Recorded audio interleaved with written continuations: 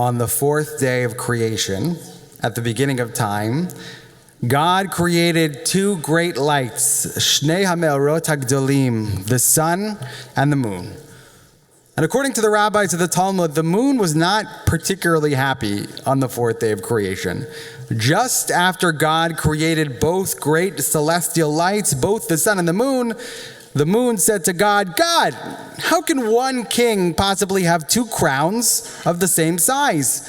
Shouldn't it be the case that one crown is bigger and the other crown is smaller? And in that same vein, how can there be two great lights in the sky that are the same size? Shouldn't one be bigger and the other smaller?" To which God said, "You're right, moon, and I think that you should be the smaller light. Just as Jacob was smaller than Esau, so too will you be smaller than the sun." She doesn't like that story. To which the moon said, "God, should I be punished for bringing you such a thoughtful suggestion?" And God said to that, "You're right again, moon, you should not be punished.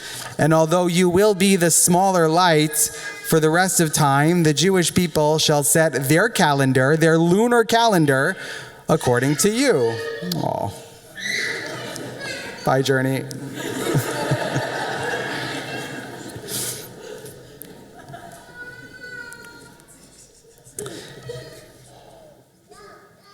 In the rabbinic imagination, the sun came to be associated with Esau, the ancestor of both the Roman Empire and Christianity. In other words, the bigger, greater, mightier force in the world. And the moon came to be associated with Jacob, the forefather of the much smaller Jewish people. And the rabbis teach us that from the beginning of time, there has been a conflict between the sun and the moon, between Jacob and Esau, between Judaism and Christianity. That conflict is literally built into the fabric of the cosmos. And I was thinking a great deal about that this past Monday when I spent the day at the Jewish Theological Seminary. I was at JTS on Monday at a conference called Anti-Semitism and Allyship, and at 1:45 on Monday afternoon, just before the eclipse, I was in a session that was moderated by my teacher, Rabbi Bert Visotsky, called Allyship is a Two-Way Street. And that session was a discussion with an interfaith panel about what allyship with the Jewish community means at this very precarious moment in our history. On that panel, there were two rabbis, a Catholic priest, a black female Baptist minister, and a professor of Islamic studies from Harvard University. Reverend Dennis McManus, who is a professor at St. Patrick's Seminary and University, spoke powerfully and movingly on that panel about how Catholics failed to respond sufficiently after the attacks of October 7th. As he said to a room full of Jews this past Monday, since October 7th, our Jewish dialogue partners have told us loudly and without hesitation that they have again felt the stranglehold of ancient Christian hatred in the hesitation and the unsureness of the Catholic reaction to the Hamas incursion. The ancient and accusing biblical question resounds in Catholic ears, Ayeka, where are you? First heard in Eden, when Adam betrayed both God and his partner Eve.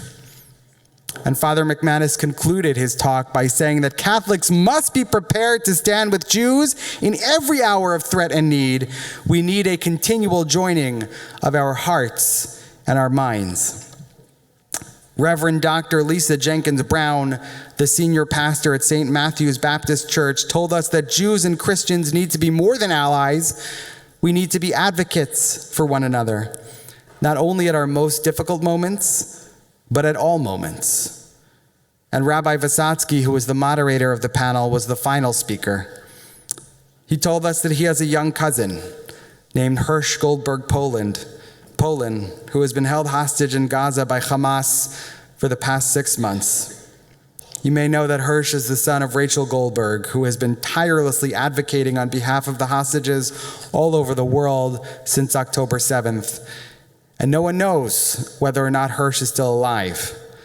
But Rabbi Vysotsky told us that on 4 separate occasions since October 7th, Cardinal Timothy Dolan, the Archbishop of New York and a close personal friend of Rabbi Vysotsky's, has reached out to him simply to ask about Hirsch.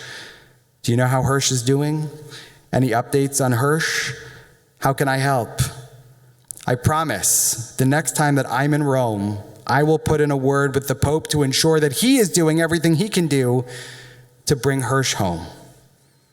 That's more than allyship. That is advocacy. And I walked out of that session on Monday afternoon and I went straight to Morningside Park to see the eclipse. And as I looked up at the sky, I saw the 2 great lights, Shnei HaMe'orot HaGdolim, not as 2 competing forces, one big and one small, but rather as 2 celestial bodies in perfect alignment with one another. On Monday, the sun and the moon, Jacob and Esau, Jews and Christians were not enemies, we were allies. And this past Thursday night, right here at Temple Beth Shalom, we were honored to welcome Rabbi Diana Fursko through our TBS Heritage Center.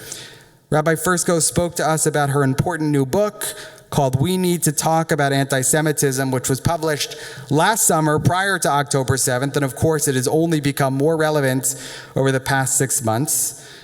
And I invited my colleagues from the Interfaith Clergy Association in Livingston to attend our program here on Thursday, and honestly, I really had no idea whether or not any of them would show up.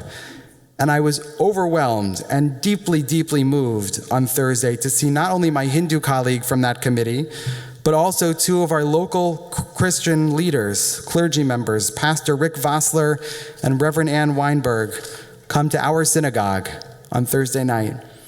They came not only to learn more about anti-Semitism, but they came to convey to us, the Jewish community, that our Christian brothers and sisters stand with us. And after the program with Rabbi Fursko was over, Reverend Weinberg stuck around to ask a question. I know her name is Reverend Weinberg. She's actually married to someone who's Jewish. After the program was over, she stuck around to ask a question of the rabbi, and I listened in. I overheard their conversation. And she asked Rabbi Fursko, what can I, and more importantly, what can my church and my community do to help the Jewish people? And she said, just continue doing exactly what you're doing tonight.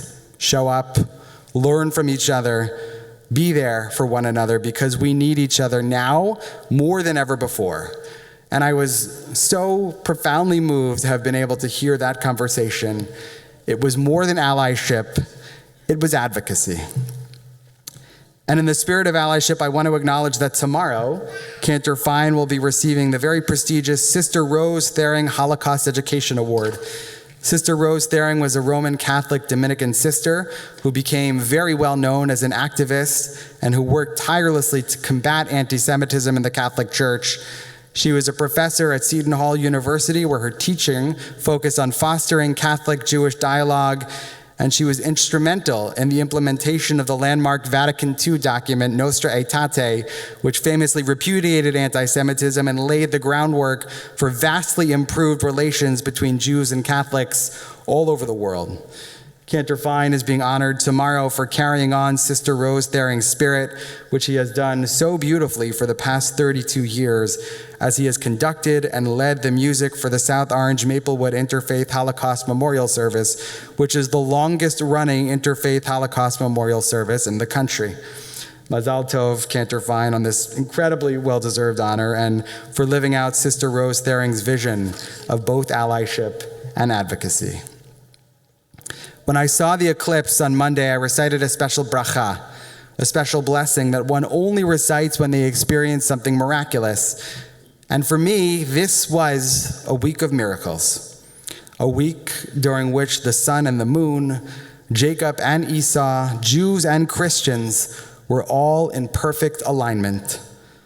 Baruch atah Adonai, Eloheinu melech haolam, shekocho ugvurato malei olam. Blessed are you, Lord our God, ruler of the universe, whose power and strength fill our world. And let us say, Amen.